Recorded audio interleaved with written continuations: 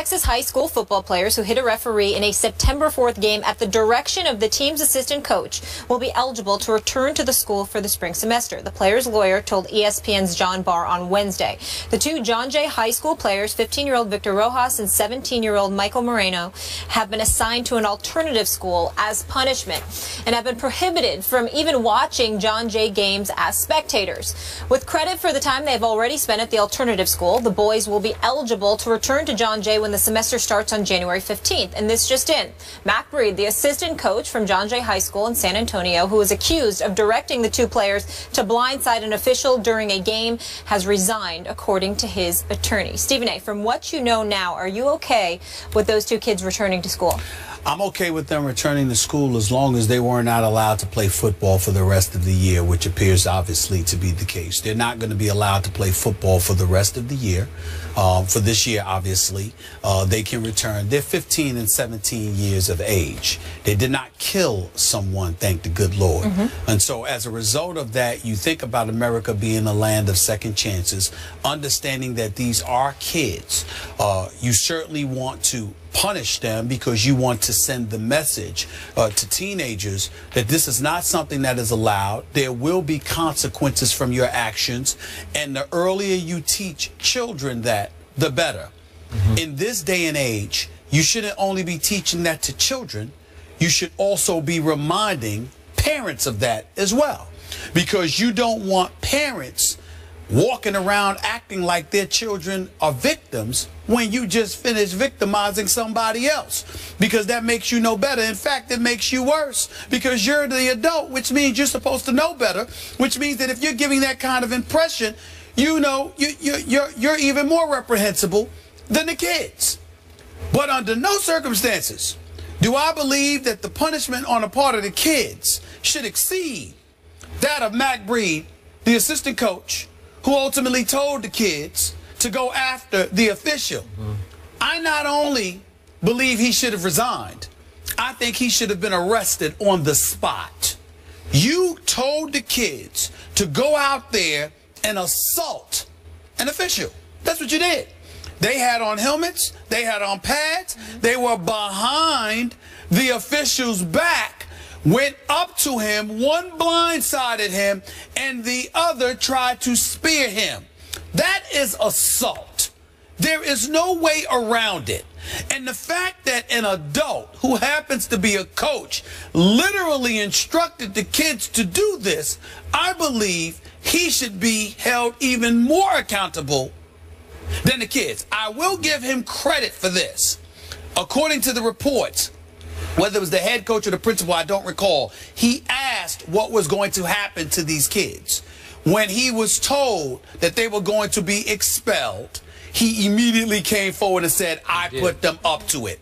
So in that regard, I applaud him from the perspective of he was willing to own up to it rather than throw them to the wolves. I do applaud him for that. The second he realized they were going to get punished for it, he stepped up and said it was me.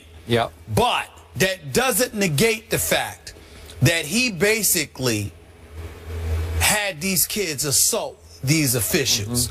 And as far as I'm concerned, I'm not saying he should spend 10 years in jail or something like that, but there should be an arrest on his record. He should be arrested for assault immediately. They should be knocking on his door today to arrest that man for having that official assaulted, regardless of whether he used the N-word and other racial epithets. I'm not excusing that official. That is inexcusable, and that official should be dealt with if indeed it was true, even though that official is categorically denying it.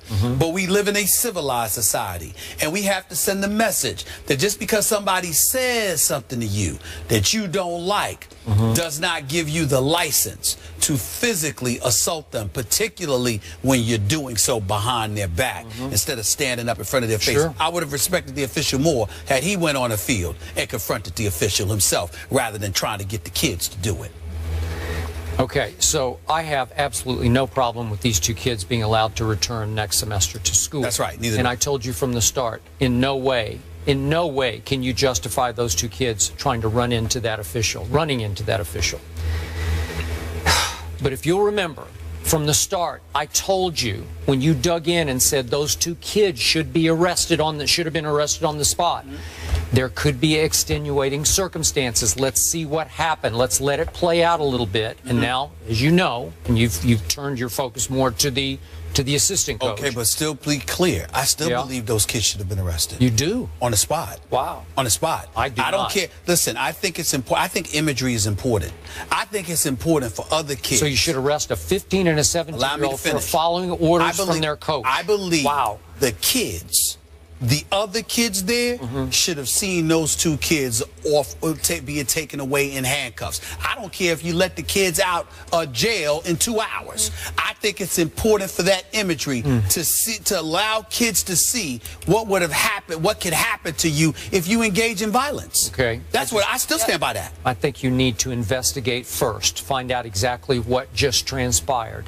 And again, to your point, big picture now, a number of the players on this team have accused this referee, he's denying all the above, of not only making outrageously bad calls against this the visiting team for the home team, but as you say, of using the N-word against some of these players and some terms that are offensive to Hispanics against some of these players. So we have all kinds of things going on that led or prompted the young assistant coach to order them to take it out on that referee by blindsiding him, running into him. Again, cannot justify that.